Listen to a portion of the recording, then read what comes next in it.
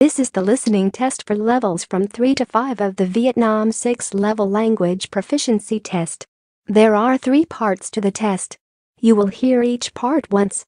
For each part of the test there will be time for you to look through the questions and time for you to check your answers. Write your answers on the question paper. You will have 5 minutes at the end of the test to transfer your answers onto the answer sheet. The recording will now be start. Please ask any question now, because you must not speak during the test. Now open your question paper and look at part 1. There are 8 questions in this part. For each question there are 4 options and a short recording. For each question, choose the correct answer A, B, C or D. You now have 45 seconds to look through the questions and the options in each question.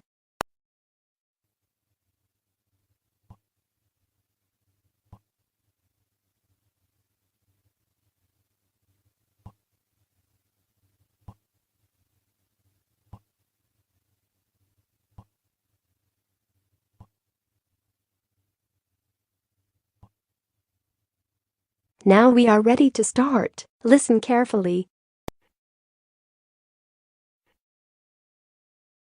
1. When is the man's appointment? Good morning.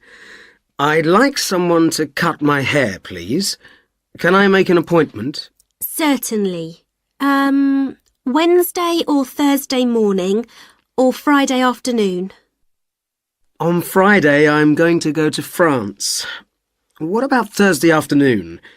I'm afraid I have a meeting all day Wednesday. Well, it's a little difficult, but if that's the only afternoon you can come, we'll see you then. 2. Which is the aunt's postcard? Look, Sandra, I got this really nice postcard from my aunt. Oh, what a pretty village. And it's right by a river. Is it in the mountains? Yes, but you can't see them in the picture. Perhaps they're behind those tall trees. 3. What time will the plane to Milan leave? Excuse me, what time is the next plane to Milan? It should leave at 7:15, but it's an hour late today. Oh, that's a problem. If it doesn't leave until 8:15, I'll be 1 hour late for my meeting. I'm sorry, sir. There's nothing I can do. 4. Which present has the girl bought her mother? Hi, it's me, Jane. I've got Mum's birthday present. I think she'll like it. Yes, that's right, a gold-coloured one. She's always writing letters, so she'll find it useful. I thought about a CD, but I'm never really sure what music she likes, and Dad's bought her a new pair of earrings for her birthday anyway. I'm sure she'll like what I've got her. 5. What time will the pie be ready? What time is it, Mum? Do you think the apple pie will be ready yet? It's 4:35. And the pie went into the oven at 4:15? That's right. You could check it at 5 and turn the heat down a bit, but don't take it out until 20 past. That's 45 minutes to go. OK. I'm hungry already. 6. What time is the swimming lesson today? Hi, Judy. Do you want to play tennis after school? Say about 4:30. That would be fun, but I've got a swimming lesson. It's usually at 5:15, but it's half an hour earlier this evening at 4:45. It takes me ages to cycle to the swimming pool, so I really don't think I'll have time today. Let's try tomorrow. OK. 7. Which subject does the boy like best? I really like the new IT teacher. Our project for this term is to design a new website. I've always wanted to know how to do that. The sports teacher is much more serious, but that's still my favourite subject. Last year, I used to really like geography, but the teacher we have now gives us so much homework. 8. Which T-shirt does the boy decide to buy? I'd like to buy a black T-shirt with short sleeves, please. Large size. I'm afraid the black ones have long sleeves, but we've got short sleeves in the lighter colours. Do you want a round neck or a V-neck? It must be round neck. Let me think. OK, I'll take one of the short-sleeved ones. The colour's not so important, really. That is the end of part 1. Now turn to part 2. You will hear 3 different conversations. In each conversation there are 4 questions. For each question, choose the correct answer A, B, C or D. You will hear the conversations only once. Now open your question paper and look at the conversation 1. You now have 25 seconds to look through the questions and the options in each question.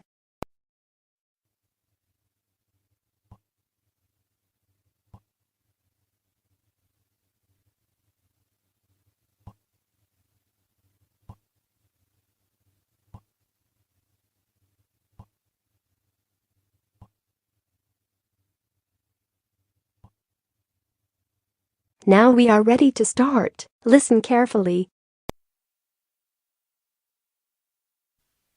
I don't remember much of that lecture. The doctor gave me this medicine for my cough, but I don't like it. It seems to make me awfully sleepy, and I can't follow my lectures. Well, if you don't take it, none of us will be able to follow our lectures. All we'll hear is you coughing. Oh, dear. Do you think I'll annoy everybody? Yes. You could study at home for a couple of days. You know, have some time off until it gets better. Oh, I couldn't do that. I'd miss too much. And I get really uncomfortable when I have a lot of catching up to do. Last year I missed a whole week when I fell off my bike and had that enormous bandage on my hand. It took me ages to do all the work when I came back. Oh, you worry too much. You can work at home. Just get Mr. Gray to tell you which parts of the course book we'll be covering and read it yourself at home. All he does is go through the book anyway. You might as well do it yourself. Oh, that's a bit unfair. I think Mr. Gray's really nice.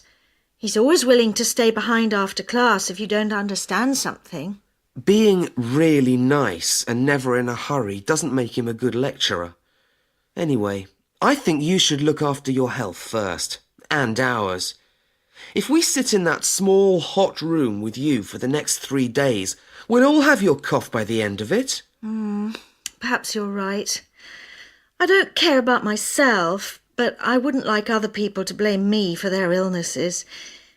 I have got a bit of a temperature now, too. So maybe I'll go and see Mr. Gray after lunch and tell him I won't be at this afternoon's lecture. Or the next 2. Come on. You've got to get better. I suppose you're right. Then we can all go out as we planned at the weekend. OK, then. I don't want to miss that. And I do feel ill. Now open your questions paper and look at conversation 2. You now have 25 seconds to look through the questions and the options in each question.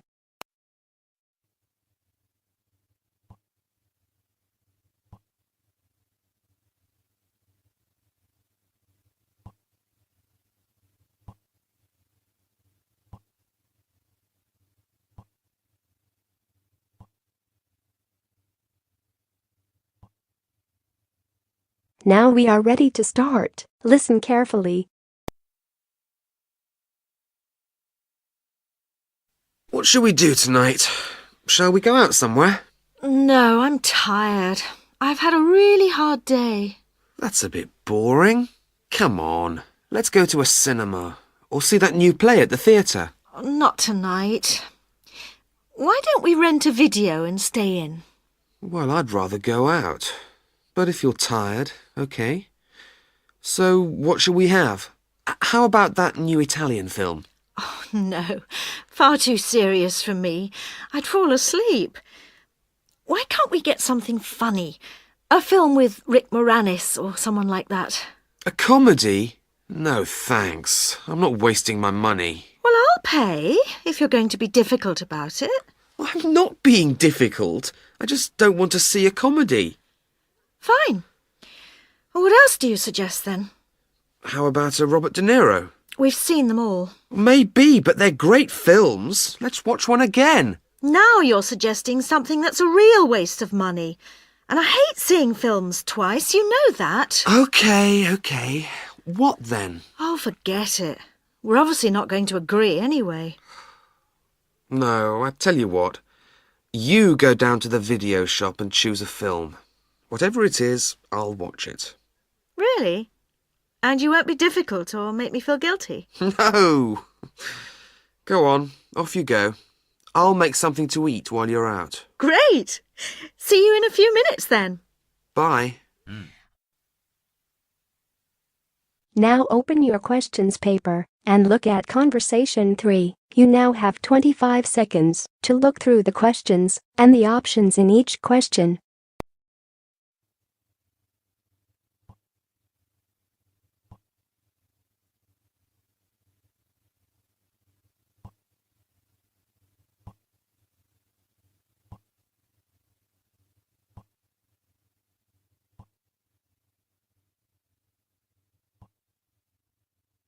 Now we are ready to start. Listen carefully.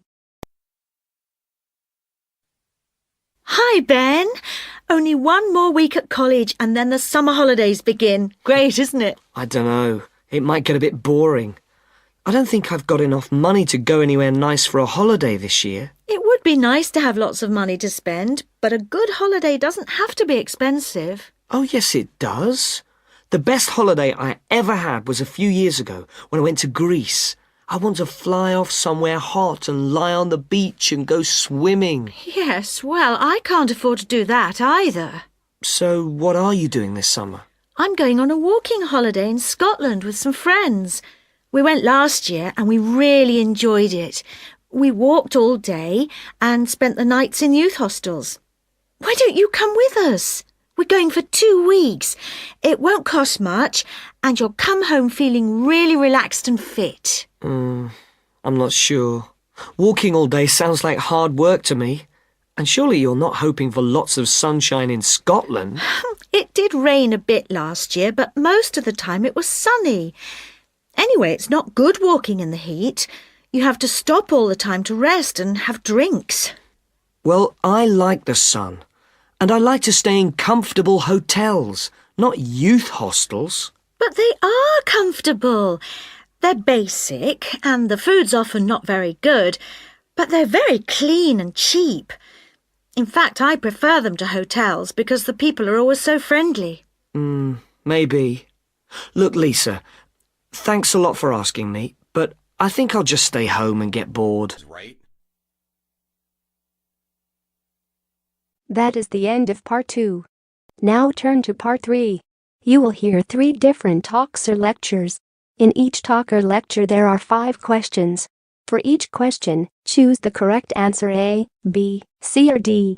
You will hear the talks or lectures only once. Now open your questions paper and look at talk or lecture 1. You now have 35 seconds to look through the questions and the options in each question.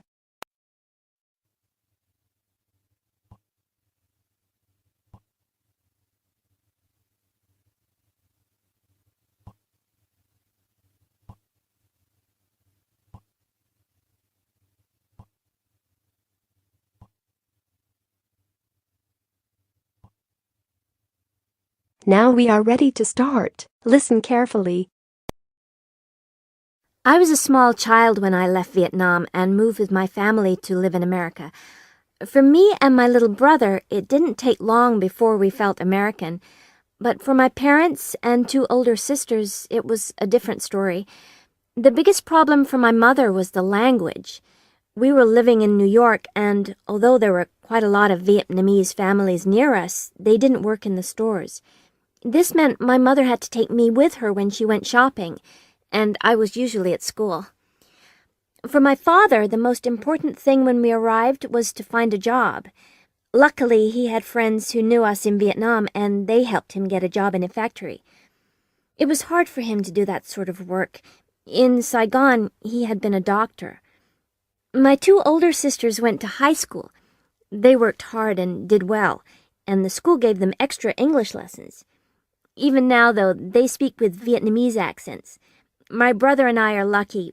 We may look Vietnamese, but we speak with American accents. My family found the way of life very different. In Vietnam, my mother used to spend a lot of time visiting her sisters and brothers and looking after her mother and father. She feels quite lonely now. She says that in America you live inside your house, but in Vietnam you take your house outside onto the street and share your life with everybody. I don't remember that, but I do find the winters are quite hard to put up with in New York. It's very cold and snows a lot. My mother still wears traditional Vietnamese clothes at home and always cooks us rice and noodles. I must admit, I prefer burgers and chips.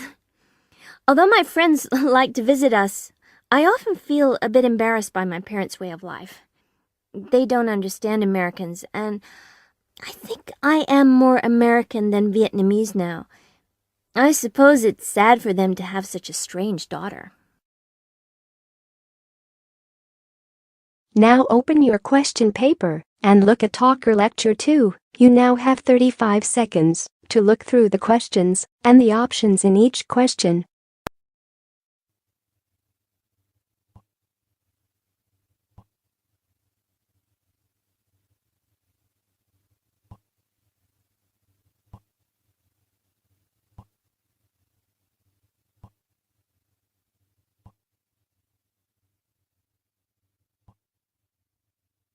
Now we are ready to start. Listen carefully. In American schools, almost every classroom is a mix of boys and girls. However, it was not always this way. In the past, schools did not teach girls subjects like science and math. In 1972, a law called Title IX was made in America. It gave girls an equal chance at education. Since then, boys and girls have been taught together. Recently, though, some schools are reconsidering separating classes. This is different than in the past, however. Girls still learn the same subjects as boys. They just study without boys in the classroom. Why? Well, scientists know that boys and girls learn differently. They also behave differently in the classroom. Boys are louder and more confident. They like to talk and show what they know. In general, girls are quieter. They prefer to listen and think carefully before they give their answers. When boys and girls are together, the boys can be too dominant. Also, boys and girls can bother each other. Instead of thinking about the lesson, they think about each other. In a separated classroom, they behave better and can focus on studying. Another reason for separated classes is that boys and girls often like different things. For instance, boys prefer stories with action and adventure. In an all-boys English class, the teacher can choose books that will be interesting to boys. This way, they will be more excited about the stories. Not all the classes are separated, just the main subjects, like English, math, science, and social studies. Still, some teachers think that separate education is not good. They worry that boys and girls will not learn how to work well together. Right now, less than 600 schools are trying separate classrooms. Time will show if it is a good idea or something that should be left in the past. Now open your question paper and look at Talker Lecture 3. You now have 35 seconds to look through the questions and the options in each question.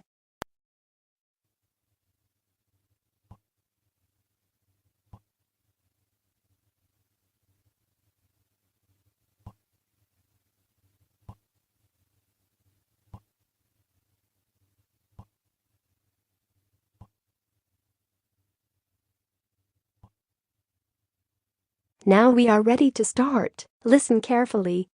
Hi, I'd like to welcome all of you to the International Student Orientation at Norwalk College. I hope that your travels from your home country have been easy and that you are all settling in well.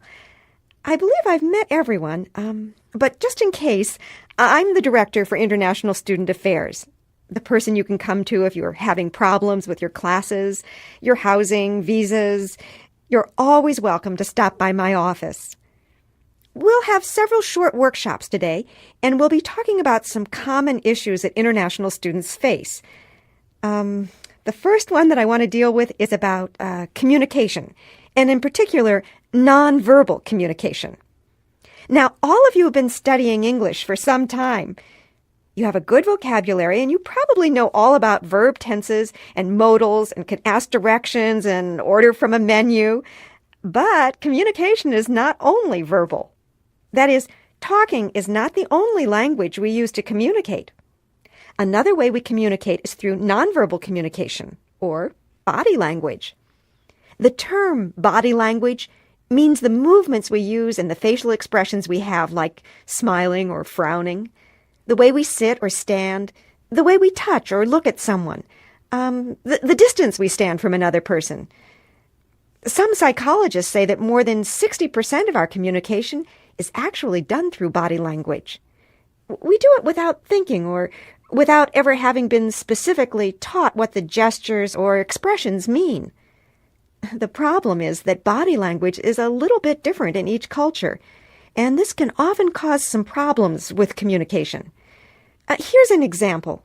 In many places, it may be a little rude or disrespectful to look at another person directly in their eyes as you talk with them. So many international students will avoid this eye contact. But in America, we expect it. We think of eye contact as a sign of honesty and straightforwardness. American parents actually encourage their children to look people in the eye when speaking. Just imagine a conversation where an international student was trying to be respectful by not looking into the eyes of her American classmate. The American might wonder why her classmate wouldn't look directly at her, and the international classmate would be wondering why she was being stared at. The end result is an awkward and frustrating interaction. Oh, here's another one.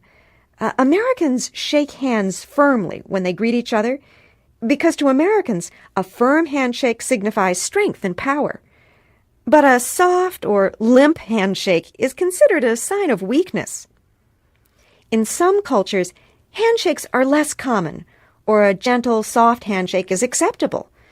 So students need to know that when shaking hands, it's important to be firm. In America, a thumbs-up sign, a thumb raised in the air. That is the end of part 3. Now you have 5 minutes to check your answers and transfer your answers onto the answer sheet.